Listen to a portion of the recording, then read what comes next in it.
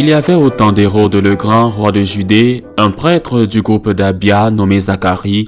Sa femme aussi était descendante d'Aaron. Elle s'appelait Élisabeth. Ils étaient l'un et l'autre des justes devant Dieu.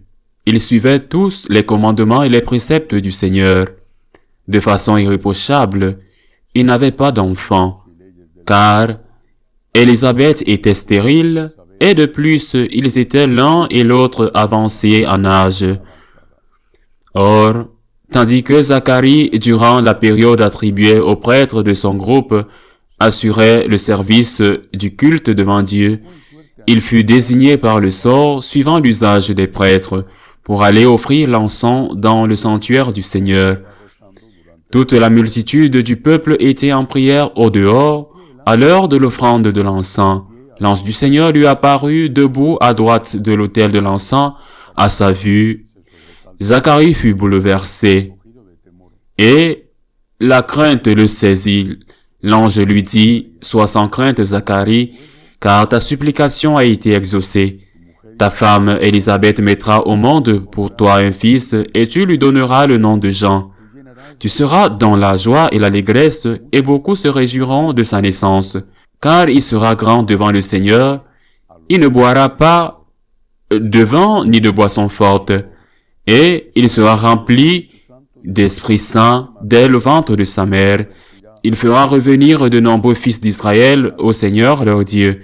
Il marchera devant en présence du Seigneur avec l'esprit et la puissance du prophète Élie, pour faire revenir le cœur des pères vers leurs enfants, ramener les rebelles à la sagesse des justes, et préparer au Seigneur un peuple bien disposé. » Alors Zacharie dit à l'ange, « Comment vais-je savoir que cela arrivera? Moi, en effet, je suis un vieillard, et ma femme est avancée en âge. » L'ange lui répondit, « Je suis Gabriel, et je me tiens en présence de Dieu. J'ai été envoyé pour te parler et pour t'annoncer cette bonne nouvelle. Voici que tu seras réduit au silence, et jusqu'au jour où cela se réalisera, tu ne pourras plus parler, parce que tu n'as pas cru à mes paroles, celles qui s'accompliront en leur temps. » Le peuple attendait Zacharie et s'étonnait qu'il s'attarde dans le sanctuaire. Quand il sortit, il ne pouvait pas leur parler. Et il comprit que dans le sanctuaire, il avait eu une vision. Il leur faisait des signes et restait muet. Lorsqu'il eut achevé son temps de service liturgique, il repartit chez lui. Quelque temps plus tard, sa femme Élisabeth conçut un enfant. Pendant 5 mois, elle garda le secret et elle se disait, « Voici ce que le Seigneur a fait pour moi, quand il a fixé son regard sur moi pour enlever ma honte devant les gens. » Acclamons la parole de Dieu. Deux leçons à tirer de cette annonce de la naissance de Saint Jean-Baptiste. La première est que Dieu a un plan. La providence divine. Dieu a un plan. Et chacun d'entre nous fait partie du plan de Dieu.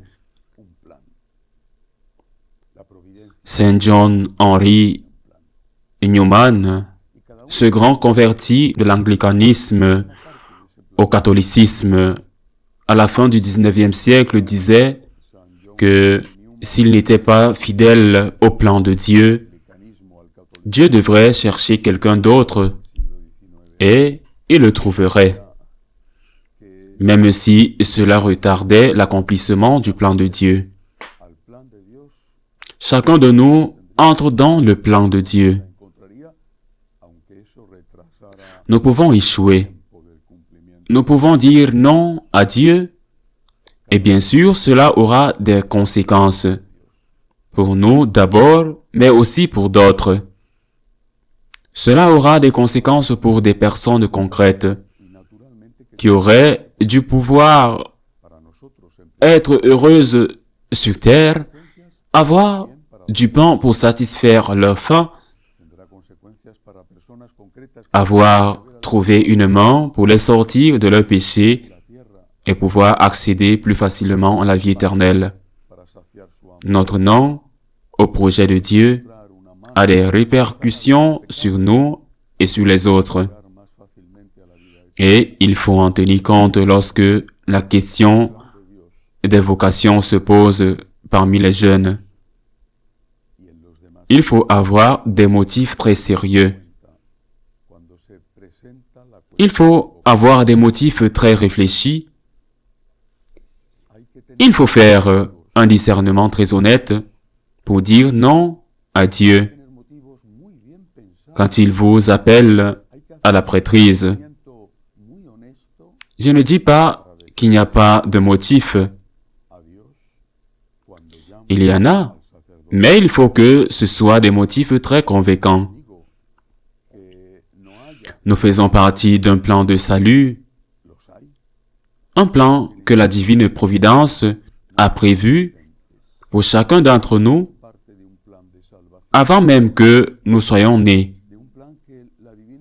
Dire non à Dieu par égoïsme, par paresse, parce qu'on ne veut pas d'ennui, a des conséquences pour nous, parce que nous ne trouverons jamais le bonheur.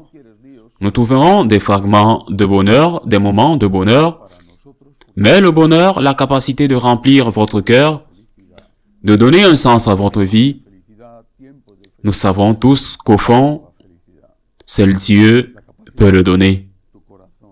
C'est pourquoi je lance un nouvel appel aux jeunes qui ont eu, même dans leur enfance et leur adolescence, un appel fugace à la vocation consacrée. Je leur demande de réfléchir à nouveau.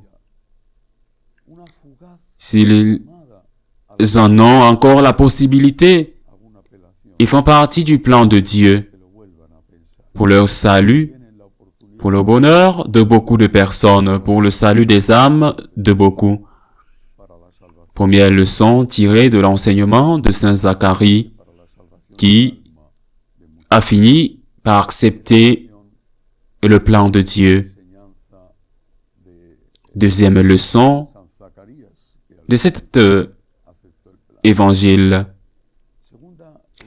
Zacharie reçoit la visite de l'ange Gabriel, le même que la Sainte Vierge, le même ange. C'était peu de temps auparavant. Gabriel apparaît à Marie, lui disant que sa cousine, sa parente Élisabeth, était déjà enceinte. C'était peu de temps avant, peu de temps après. La Vierge Marie interroge également Saint Gabriel, mais elle n'est pas punie. Pourquoi? Parce que Zacharie demande des preuves. Comment puis-je en être sûr? La Vierge Marie ne demande pas de preuves. La Vierge Marie demande le comment. Parce qu'il y a une question fondamentale que la Vierge nous enseigne et qui est un principe de base essentiel de la morale catholique. La fin ne justifie pas les moyens. La Vierge nous donne cette leçon quand elle est totalement disponible à Dieu. Cependant, elle interroge l'archange et lui dit « Je suis d'accord avec la fin, mais dis-moi comment seront les moyens, parce que si les moyens ne sont pas bons, je saurai que tu n'es pas un ange de lumière, mais un envoyé du diable. La fin ne justifie pas les moyens. » Mais ce n'est pas ce que demande Zacharie. Il ne parle pas des moyens. Il ne dit pas comment ma femme va tomber enceinte. Est-ce qu'un autre homme plus jeune que moi va devoir venir pour le faire? Ou qu'est-ce qui va se passer? Il dit comment en serais-je sûr? Le doute. Le doute que Dieu puisse faire des miracles est à la base de tant de crises d'une foi qui n'était qu'une foi apparente. Est-ce que je crois vraiment en Dieu? Est-ce que je crois en sa puissance Est-ce que je crois en son amour? Est-ce que je crois en la divine providence? Est-ce que je crois qu'il a un plan pour moi? Est-ce que je crois au miracle? Est-ce que je crois au miracle? Qu'un athée ne croit pas, c'est normal. C'est un athée. Mais que nous, qui nous déclarons croyants, ayons une foi qui n'en est pas vraiment une. Parce que ceux qui ne croient pas à l'intervention de Dieu dans nos vies, parce qu'ils ne croient pas au pouvoir de la prière, il est vrai que cette foi est mise à l'épreuve, contrastée encore et encore, par le fait que bien souvent, ce que nous demandons n'est pas exaucé.